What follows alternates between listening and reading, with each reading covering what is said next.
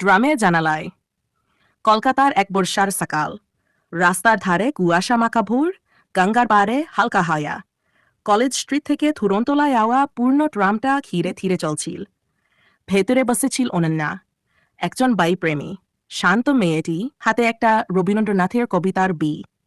হাতা এক স্টিপেজে উঠে পড়ল অরিত্র, চোখে চশমা, গিটারের কেস হাতে এক উদাস তরুণ।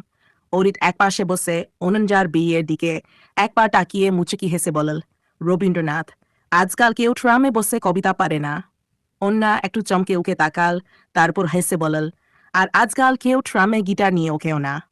এভাবেই শুরু হওয়া তাদের কথোপকথন। কলকাতার ট্রামের মতোই ধীরে ধীরে এগোয়া তাদের বন্ধুতাব, তারপর ভালোবাসা। বই, গান, বৃষ্টি আর শহরের পূর্ণ রাস্তা, সব মিলিয়ে একটা নীরব অথচ গভীর টান তার রিহায়। সেই দিনের ট্রাম যাত্রা ছিল মাত্র 40 মিনিটের, কিন্তু সেটাই ছিল তাদের জীবনের সবচেয়ে গুরুত্বপূর্ণ যাত্রা। ট্রামে দেখা হওয়ার পর অনন্দা আর অরিত্রর দেখা বাড়তে থাকে।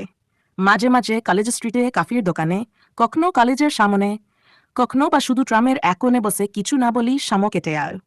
হুট করে একদিন অরিত্র বলল, চল বইমেলায় আয়, তোকে একটা বই দিতে চাই। বইমেলার ভিড় স্টলগুলোর মাঝখানে দিয়ে হাঁটতে হাঁটতে অনন্যা বলল, কি বই? আবার রবীন্দ্রনাথ?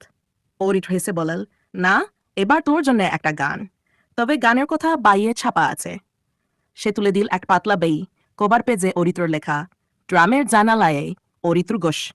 গানের কথা, কবিতা, কিছু ছবি, আর প্রতিটি পাতায় অন্যার মুখ। অন্যার চোখ ছলছল করে উঠল। তুই এটা আমার জন্য লিখেছিস? অরিত্র মদ্দু হেসে বলল, না, এই শহরের জন্য লিখেছি, কিন্তু শহরের ট্রামটা তোকে দিয়েই শুরু হয়েছিল। সেই দিন বাইমেলার শেষ বিকেলে বইয়ের পাতার ফাঁকে হাতে হাত রাখল ওরা। কলকাতার আকাশে তখন রঙিন আলো আর মৃদু হাওয়া। গঙ্গার ধারে বসে তারা বুঝল, এই শহর, এই গল্প আর তাদের ভালোবাসা। বাইমেলার পর অনেক কিছু বদলে গেল। অরিত্রর গান ধীরে ধীরে জনপ্রিয় হয়ে উঠল। ইউটিউবে ভিড়ি, কলেজ ফেস্টে ডাক, নতুন অ্যালবাম, শহরের গানে গানে তার নাম ছড়িয়ে পড়তে লাগল। অন্যদিকে অনন্যা তার এমএ ক্লাসে বসতা পিএইচডি প্রস্তুতি নিচ্ছে। তাদের দেখা কমে এল।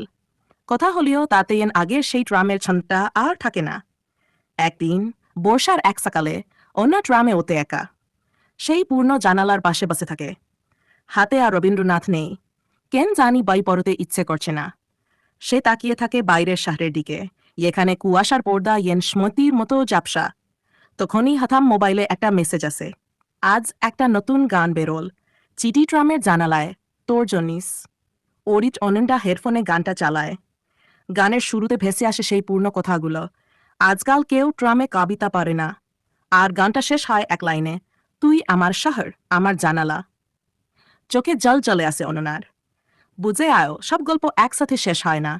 কিছু গল্প হারিয়ে আয়, কিন্তু সেই শহরের গায়ে লেগে থাকে চিরদিন। ট্রাম চলতে থাকে। অনন্যা আবার জানালার দিকে তাকায়। বাইরে এক নতুন সকাল।